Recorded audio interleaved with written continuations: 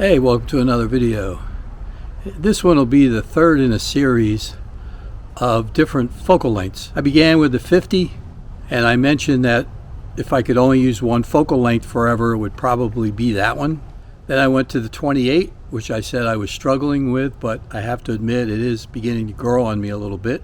And this third will be the 75-85 format range, and the reason why I say 75 and 85 is because I used the Voigtlander 75 1.5 lens for some of the images, and also the Nikon F1.8 S lens for some of the images. Now, before we get into that, and I know you're not supposed to date these videos, but I'm actually recording it on Thanksgiving morning, and because of that, I'd like to say thank you for watching the videos, for commenting on the videos, for the emails that I do get from time to time.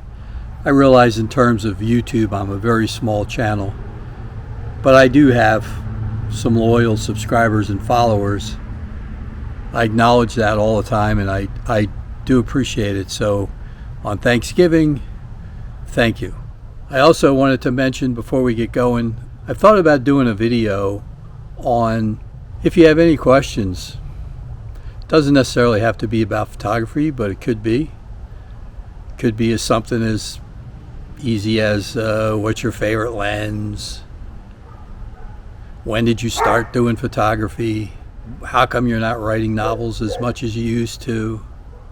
Why did you get into YouTube? I think there could be a lot of different questions. How come you look so old in your videos? Whatever you want to ask. And in that vein, I'm going to respond to one comment that I got yesterday. We actually celebrated our Thanksgiving yesterday so that all my kids could scatter to their in-laws, except for my daughter. My one daughter's here with my son-in-law, Jeff, and their two dogs, which you may hear Jack's barking in the background here in a minute because that's what he does. So they're still here for Thanksgiving. But yesterday, I had a comment from our adopted family member, Lena, and Lena asked how come I never smile in any of my videos.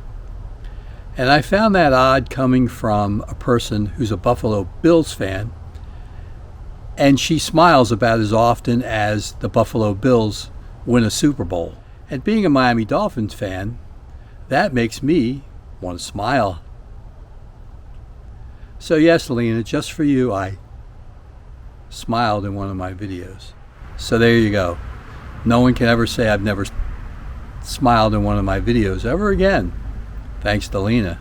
But anyway, if you have a comment, anything you want to talk about, just send it to me in the comments, send me an email, whatever, and I'll try to do a video in the not too distant future, maybe into the new year, and answer your questions, comments, whatever you want. I don't really care.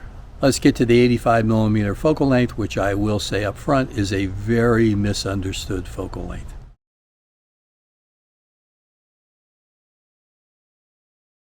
Yes, I am well aware the 85mm is considered a portrait lens.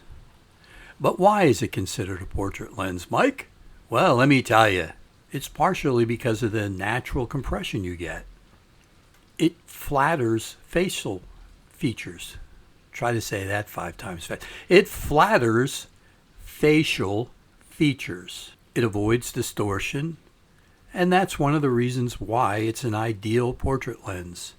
Now, I have used the 85, I've used the 75, I've used the 50, I've used a 105, a 135, the 70-200, the 80-200, and even a 300mm f4 Nikon lens for portraits. I've even used the new 105 that came out. I had it for a while and sold it. So I've used a variety of focal lengths to do portraits. And me personally, I just prefer the 85. My second choice would be a 50. Now I know a lot of street photographers like to use the 28. However, I'm not a person who likes to get up in people's faces. And for me, I like to stand back a little bit, and that's why I like the 85. It also delivers a more professional look. It looks polished, more so than I think images with a wider focal length, a wider field of view, maybe even more so than the 50, though the 50 I think is a good portrait lens as well. And lastly, I think because of the bokeh, the bokeh, however you want to say it, you can really blow out those backgrounds if that's what you're looking to do with an 85mm lens. So those are some of the advantages and why people have it in their kit when it comes to portraits. It's also much easier to isolate your subject than it would be with, say, a 28 or a 50. You can make the subject pop a little bit more. And you get better compression. You can do street photography with an 85. I mean, let's face it, I can stand across the street and take a photograph, and you're not up in somebody's face. I also think that with an 85, it just cuts through the noise a little bit more, and that goes back to isolating your subject. You don't have to be right up in front of someone, and you can get rid of a lot of the clutter that's much more difficult to do with a 28 and even a 50.